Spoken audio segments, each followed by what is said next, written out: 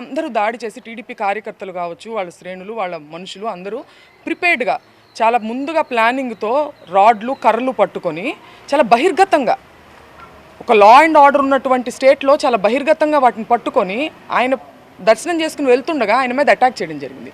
ఈ అటాక్ చేసే ప్రాసెస్లో చాలా దుర్భాషలాడడం, చాలా భయంకరంగా నీచమైన లాంగ్వేజ్ ఉపయోగించి మహిళ మాట్లాడడం ప్రత్యేకించి అది మీరు చూడొచ్చు, వీడియోస్లో కూడా చాలా సర్క్యులేట్ అవుతుంది, సోషల్ మీడియాలో కూడా చాలా భయంకరంగా ఉందన్నమాట.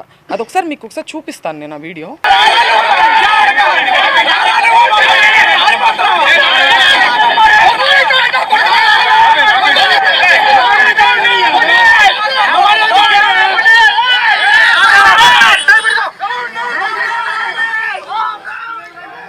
ఈవిడ ఒక మహిళ, ఆవిడ ఉపయోగించిన లాంగ్వేజ్ మీరు చూశారు.